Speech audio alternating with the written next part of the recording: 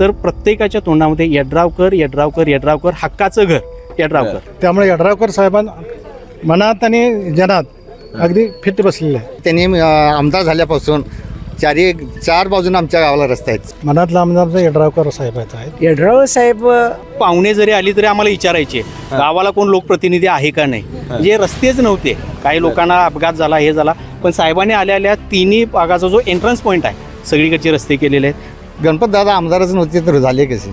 साध्या कामगारला सुद्धा महत्त्व देणारे हे राजेंद्र पाटील साहेब आहेत. यड्रावकर साहेबांनी कामं सगळी केली. पण आमची एक खंत आहे सर की साहेबांना राज्यमंत्री पदापर्यंतच मर्यादित ठेवलं शासनानं, तर येणाऱ्या महायुतीच्या सरकारनं साहेबांना कॅबिनेट मंत्री करावं. किमान 1 लाखाच्या वर मतानं ते निवडून येणार हे काळ्या दगडावरची पांढरी रेष आहे. साहेबांनी रोजगाराचं काम दिलेलं आहे. संघर्ष योद्धा कशाला म्हणायचं आणि लोकनेता कशाला म्हणायचा, ते म्हणजे राजेंद्र पाटील यड्रावकर साहेब. मी गणपतराव दादांनी कामं केली नाहीत म्हणत नाही, उल्हासदादांनी कामं केली नाहीत म्हणत नाहीत, पण मर्यादित काम आहे.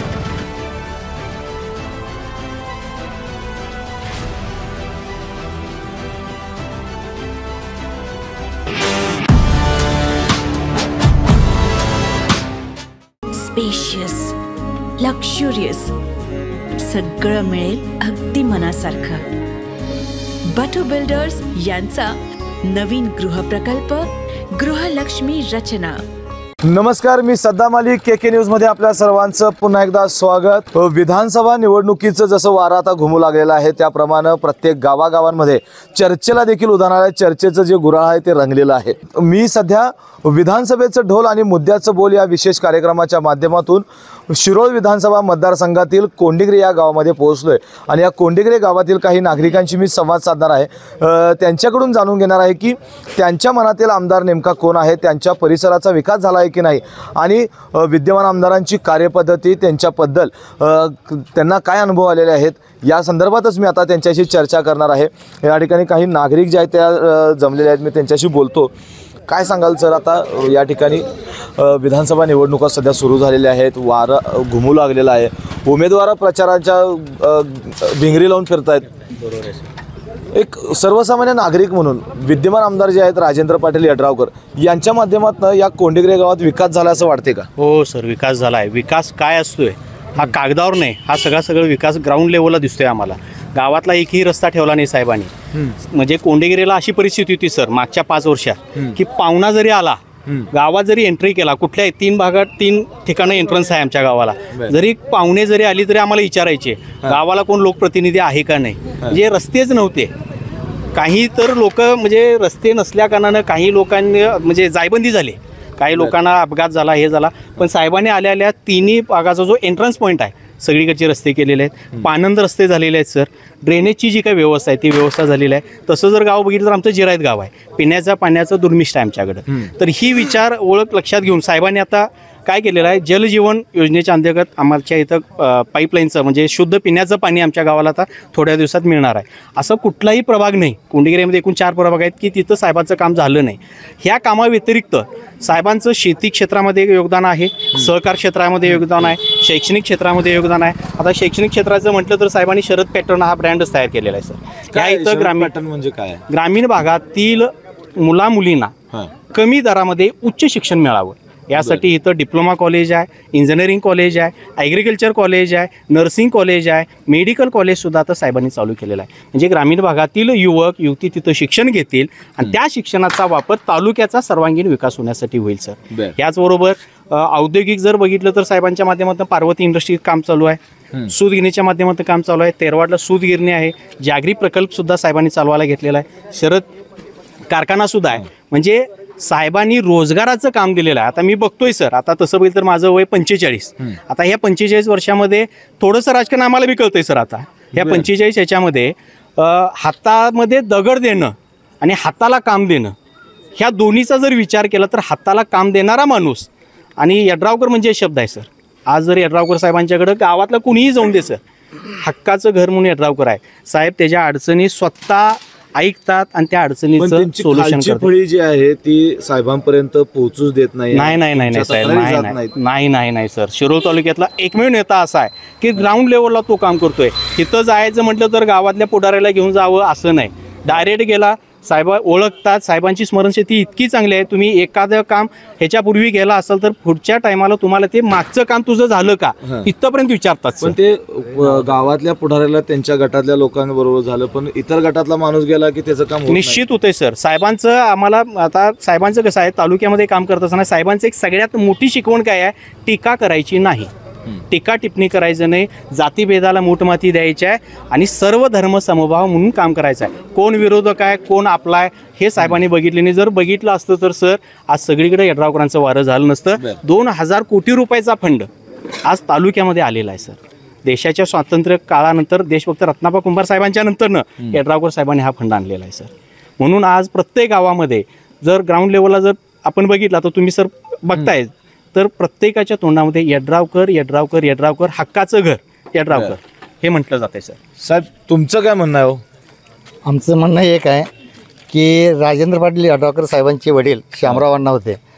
आमचं गाव छोटं होतं. आमच्या गावाची लोकसंख्या फार तर 1000-1500 होती, पण आमच्या गावाला कोण ओळखत पण नव्हतं.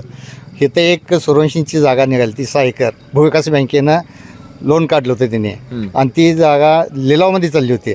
ते आम्ही जाऊन बाळगुण पाटील म्हणून माझे मित्र आणि मी शामराव अण्णाकडे गेलं आणि त्यांना सांगितलं की अण्णा असं असं आहे आणि 6 एकर जमीन आहे आणि ती जागा घ्यायला पाहिजे. मग त्यांनी काय म्हटले, ठीक आहे. मग पीपल्स बँक, आपली सूतगिरणी आणि पंचगंगा कारखाना ह्या लोकांच्या कामगारासाठी दत्तवाड दांडवाड लांबचे आहेत ना, त्या लोकांच्या वस्ती म्हणजे हाऊसिंग सोसायटी करायची, ह्यासाठी त्यांनी इथं जागा ती घेऊन 152 घरं स्लॅबची बांधून आमच्या गावचं उत्पन्न पण वाढवलं, लोकसंख्या पण वाढवली त्यांनी. बरं. आता सध्याच्या परिस्थितीला त्यांची विकास कामं जर गावात विद्यमान जे आमदार आहेत राजेंद्र पाटील यड्रावकर, काय विकास कामं केली त्यांनी? चारी भोवतीने रस्ते केले. गावात काहीच नाही. गावात केलीत की, म्हणजे गावाचा विकासच आहे. कारण गावात येण्यासाठी रस्ता लागतोय, रस्ता खराब होता सगळा.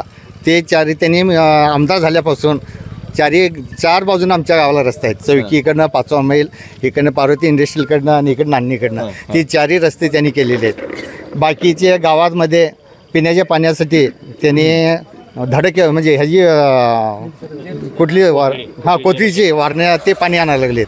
पण ते पाणी तर आता जे गणपतदादा पाटील आहेत त्यांच्या प्रयत्नानं झालं म्हणतात ना. गणपतदादा आमदारच नव्हते तर झाले कसे काय? आता पाटील साहेबच आमदार आहेत, 5 वर्ष झाले, त्यांनीच प्रयत्न करून आणले. बरं. राजेंद्र पाटील यड्रावकर साहेबांनीच आणले. नक्कीच. दादा काय तुम्ही काय सांगताय, तुमच्या मनातला आमदार कोण? मनातला आमदार यड्रावकर साहेबांचा आहेत. काय कारण काय सगळी? कारण का इथली जर 40 वर्षापूर्वीची जर परिस्थिती बघितली तर ह्या गावात एकही स्लॅबची इमारत नव्हती. सगळं म्हणजे साध्या पद्धतीची घरं होती. त्याच्या जोडीला आमची एक हाऊसिंग सोसायटी राजे शाहू सहकार ग्रामीण संस्था, ते कामगारांसाठी त्यांनी अगदी अति अल्प किमतीत बांधून दिलंय. की 1ही रुपया आम्ही भरला नाही. फक्त पगाराच्या ह्याच्यावर कसोटीवर आम्हाला त्यांनी घरं दिली आणि डायरेक्ट चावी हातात दिल्या, फक्त 1000 रुपये भरून. आणि त्याचं परतफेड सूतगिरणीनं यड्रावकरांच्या माध्यमातून होऊन आज आम्ही निष्कर्षी झालेलो आहोत. काय आणि त्या सोसायटीचं जे म्हणजे आपलं उत्कर्ष आहे, त्या गावातल्या किंवा सोसायटीतल्या लोकांचं काम आणि तरुण वर्गाला मिळणारं काम आणि त्यांची जर परिस्थिती बघितली गेली तर आज एकदम वर्षस्तरावर गेलेलं आहे. म्हणजे पूर्वीची जी परिस्थिती होती त्याच्यात एकदम ह्यांच्या पद्धतीमुळे बदल झालेला आहे. त्यामुळे यड्रावकर साहेबांना मनात आणि जनात अगदी फिट बसलेलं आहे. मनात आणि जनात ते बसलेले आहेत, पण जे जनातच जात नाहीत असं म्हणतात, बरोबर आहे ना ते? यड्रावकर साहेब ज्यावेळा 19 निवडून आलेत त्यावेळा पूर्वी आमदार नव्हते, पण आमदार झाल्यानंतर आमदार कसा असावा हे त्यांनी दाखवून दिलं. आणि ह्या शिरोळ तालुक्यात आमच्या गावचाच विकास नव्हे तर पूर्ण शिरोळ तालुक्याचा विकास करण्याचा प्रयत्न केला. त्यांचं जर तुम्हाला त्यांची मी पूर्वीपासून मी सुधीरणीचा कामगार आहे. आमची एक संघटना काही कारणास्तव संघटना झाली होती आणि त्या संघटना म्हणजे त्यांचे पैलू तुम्हाला सांगतो कसे पैलू आणि कसे नेता असावा. त्यावेळेस ते नेता नव्हते, त्यावेळेस सामान्य मुलगा होते साहेबांचे म्हणजे शामराव अण्णांचे. तर आमच्या कामगारांच्यात अण्णांचं आमचं बोलणं चाललं होतं आणि त्यात एक व्यक्ती काहीतरी बोलली मध्येच, त्यांच्या जवळची व्यक्ती होती तर हे यड्रावकर म्हणजे आत्ता जे आमदार आहेत यड्रावकर साहेब त्यांनी सांगितलं अण्णांचं त्यांचं बोलणं चाललेलं आहे, तुम्ही मध्ये बोलायचं नाही. असे साध्या कामगारला सुद्धा महत्त्व देणारे हे राजेंद्र पाटील साहेब आहेत. बर. हे एक त्यांचा पैलू आहे. दुसरा पैलू तुम्हाला सांगतो, माझी सून ग्रामविस्तार अधिकारी हेरवाडला, तर पूर्व जेवढा आला होता ह्या शिरोळ तालुक्यात तेव्हा ते हे जे ग्रामसेवक वगैरे अधिकारी तिथं जायच्या अगोदर हे हजर असायचे. म्हणजे जवळजवळ कधी सगळ्या अधिकाऱ्यांच्या अगोदर हे उठून तिथं जायचं. म्हणजे जनसामान्यांचं काम कसं केलं पाहिजे हा त्यांच्याकडे जो पैलू आहे. आणि अशा आमदारला त्यांनी जरी कामं केलेलीच आहेत, जवळजवळ प्रत्येक गावात त्यांनी निधी देऊन सगळ्यांचं काम केलेलं आहे, पण जनसामान्यांचं काम करणारा हा नेता आहे. आणि अशा नेता कधी पूर्वी तरी काम त्यांनी म्हणजे अशी केलेली नव्हती जास्त, पण त्यावेळा ते निवडून आलेले होते. आणि असं शिरोळ जगाला इतकी कामं केली की आता किमान 1 लाखाच्या वर मतानं ते निवडून येणार, हे काळ्या दगडावरची पांढरी रेष आहे. गणपतदादा पाटील यांनी त्यांच्या कारखान्याच्या माध्यमातून असेल किंवा इतर संस्थांच्या माध्यमातून असेल अनेक रोजगार मोठा उपलब्ध केलेला आहे. त्यांनी आमदारपद नसताना देखील त्यांनी विकास कामं केलेली आहेत. मग आता यावेळेला परिवर्तन होणार या तालुक्यामध्ये असं म्हणतात मतदारसंघात. काय नेता असतोय ना, तो समाजाचं कार्य करण्यासाठीच असतो. नेता असतो तो समाजाचं कार्य करण्यासाठी असतो. मग नेता समाजाचं कार्य करत नसलं तर नेताच नसतो तो. मग राजेंद्र पाटील साहेब असू द्यात, नाहीतर गणपतराव दादा असू द्यात, हे नेते आहेत. त्यांनी आपल्या परीनं कामं केलेले आहेत. आता राजेंद्र पाटील साहेब आहेत की नाही, ते आमदार आहेत आणि त्यांनी आपल्या परीनं कामं केलेले आहेत. त्यामुळे जनतेत ते हे केले आहेत. आता गणपतराव पाटील साहेबांनी कामं केलेली नाहीत असे नाही, त्यांनी कामं केलेले आहेत आणि सर्वसामान्यांचे बी कामं केलेले आहेत. पण आत्ताच्या परिस्थितीमध्ये आता जी परिस्थिती आहे ना, ती जो जास्त कामं करतो तिकडं लोक पळणार. जिकडं वारा आहे ना तिकडंच आपण जाणार ना, असं आहे ना. त्यामुळं सरळ आहे ते की ते निवडून येणार 100%. काका, तुमचा अनुभव आहे मोठा. नमस्कार. तुम्ही अनेक आमदार देखील पाहिलेत. विकास कसा बदलत गेला, विकास झाला की नाही, आणि इथलं स्थानिक राजकारण देखील तुम्ही पाहिलेलं आहे. तर हे स्थानिक राजकारण ज्यावेळी तुम्ही पाहताय किंवा इथले आमदारांचं काम ज्यावेळी पाहताय, तर काय वाटतं इथं विकास तसा झालाय का हो इतक्या वर्षामध्ये? गेल्या 5 वर्षानंतरच जास्त हे झालेलं आहे. मी प्रॉपर इथला नाही, नरंद्याचा आहे. मी इतर हाऊसिंग सोसायटीमध्ये आहे. त्यानेच घर आम्हाला मिळवून दिलेलं आहे. तर एक तुम्हाला किस्सा सांगतो की 2022ला नाईट पाळी करून येताना माझी गाडी एकट्यानं काढून घेतलेली. इथं भुजवड्याच्या मळ्यापाशी. तर आम्ही केस केली वगैरे सगळं. तर डायरेक्ट मी चेअरमन साहेबांची म्हणजे यड्रावकरांची भेट घेतली आणि त्यांनी डायरेक्ट आमच्यासमोर पोलीस स्टेशनला फोन लावून आम्हाला दुसऱ्या तिसऱ्या दिवशी गाडी मिळाली.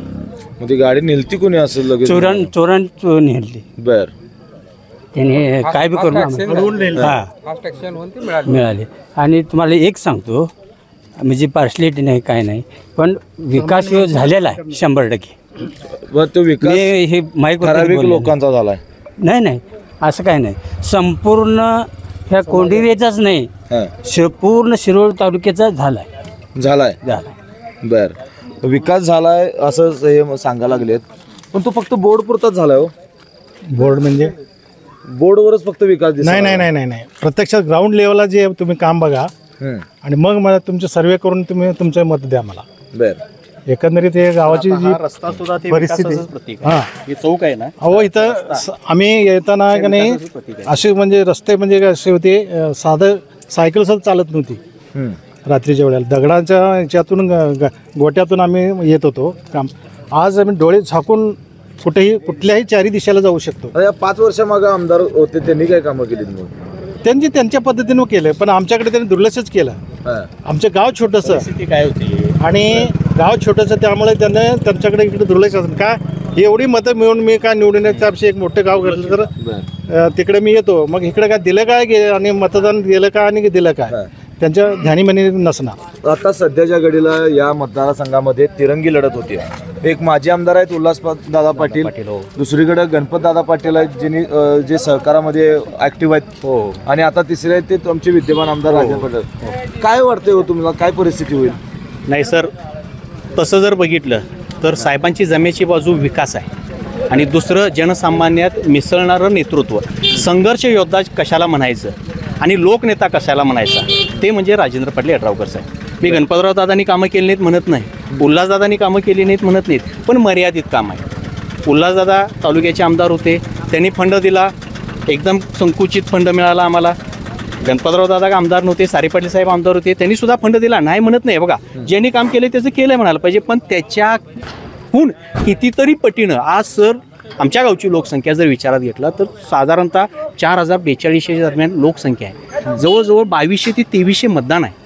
तर 2200 ते 2300 मतदान असणाऱ्या गावाला एखादा आमदार जर 16 कोटी रुपयेचा फंड महाराष्ट्र शासनाच्या वेगवेगळ्या योजना असून देत, सेंट्रल गव्हर्नमेंटच्या योजना असून देत, त्याच्या माध्यमातून जर खर्च करत असेल आणि विकास विकास विकास हा जर गल्लीबोळात दिसत असेल तर मग लोकांनी यड्रावकर साहेबांनाच मत दिलं पाहिजे. आणि आमच्या मतातले आमदार डॉक्टर राजेंद्र पाटील यड्रावकर, आणि हे यड्रावकर साहेब तर आमदार होणारच आहेत.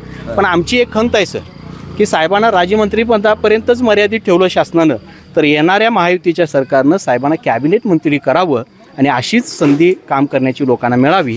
आणि लोकांना मी आवाहन करतोय कोंडेगिरे गावातल्या की साहेबांना आजच म्हणजे चिन्ह मिळालेलं आहे शिट्टी, आणि ही विकासाची शिट्टी आहे, संपूर्ण तालुक्यामध्ये घुमा लागलेली आहे. भविष्यामध्ये सुद्धा ही विकासाची शिट्टी अशीच घुमणार आहे. आणि असाच विकास जसं पवार साहेबांनी बारामतीचा विकास केला तसाच विकास आमचे राजेंद्र पाटील यड्रावकर आमदार हे निश्चित करतील. त्याच मार्गावर आमचं आता सध्या काम चालू आहे सर. तुम्हाला काय वाटते मामा? घरला येणार मी जेवायला, मटण करायला होणार. कामं झालीत का तुमच्या इथं? हे झालेले यड्रावकरने सगळी कामं केल्यात. कोणी? यड्रावकर सगळी कामं केल्यात. हे म्हणतात तिने केलेलं नाही म्हणून. नाही त्यांनीच केल्यात. बर, यड्रावकर साहेबांनी मतदान केलं सगळं.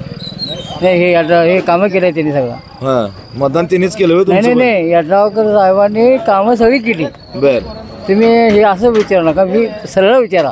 काय सरळ विचारा तुम्ही, मला जे प्रश्न विचारायचे ते सरळ विचारायचे. काय कामं केली पण ती लोकांना दिसत नाहीत ना का? लोकांना दिसत नाहीत, पण ती त्यांनी स्वतः कामं केल्या जाऊन तिथं. स्वतः कामं केल्या त्यांनी. बर, काय असं काय त्यांनी सांगितलं यांनी सांगितलं असं काय केलं नाही त्यांनी.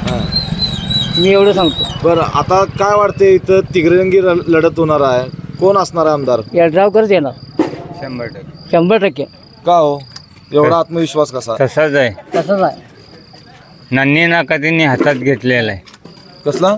नान्नी नाकाचं मतदान सगळं हातात घेतलेलं आहे त्यांनी. बर, काय नान्नी नाका म्हणजे काय? त्यांचे जे प्लॉट होते प्लॉट नावावर करून दिले, चावी पाणी दिली, सगळे दिलेले. मग होणारच, माणूस जाणते मागचं काय झाले ते. बर, असंच. आता विरोधक म्हणतात या ठिकाणी परिवर्तन आहे, आता होईल ते होईल, मग ते भाग्यवान.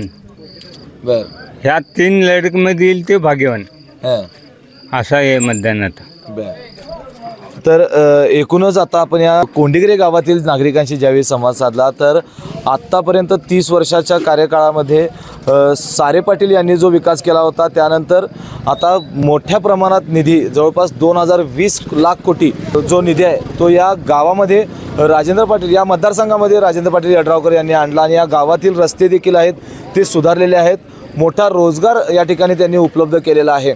त्यामुळं 100% यड्रावकर यांनाच गुलाल लागणार असल्याचं जे काय असेल ते येथील ग्रामस्थ आपल्याला सांगत आहेत. कोंडिगिरे गावामध्ये जर आपण पाहिलं तर पाण्याचे कनेक्शन असतील, लाईट असतील, पायाभूत सुविधा असतील आणि सर्वात महत्त्वाचा म्हणजे बेरोजगारांना रोजगार उपलब्ध करण्याचं काम विद्यमान आमदार राजेंद्र पाटील यड्रावकर यांनी केलेलं आहे. आणि ते पुन्हा निवडून येतील आणि पुन्हा आता ते कॅबिनेट मंत्री होतील अशी आशा देखील काही नागरिकांनी आपल्यासमोर व्यक्त केलेल्या आहेत. KK न्यूजसाठी सद्दाम अली, कोंडिगिरे. अशाच नवनवीन अपडेट पाहण्यासाठी आमच्या KK न्यूज चॅनेलला सबस्क्राईब करा.